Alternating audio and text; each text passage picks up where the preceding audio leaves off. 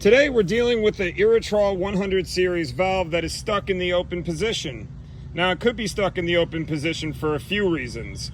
The solenoid could be stuck in an open position, which I know it's not.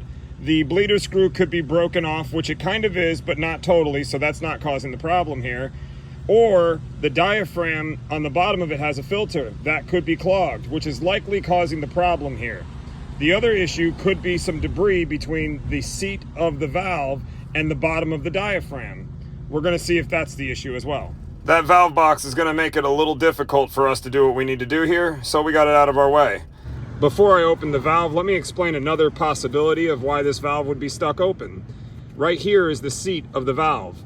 If there's debris between the bottom of the diaphragm, which is this round piece right here, and the seat of the valve, then water will pass through the valve, causing it to stay open. Now we're going to take some water and clean up these bolts to make it a little bit easier to get them off of the valve.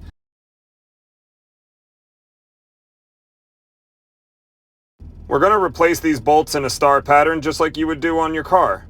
Now that we've got all that done, let's go turn it on. Got to open the main line and we'll go take a look at the valve next. Now let's see if all that hard work paid off.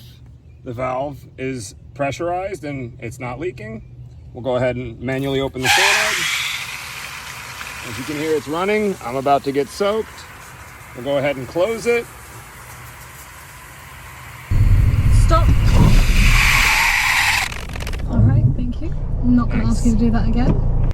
Yeah, that valve shut a little abruptly. Adjusting that flow control will help with that. Have a great weekend.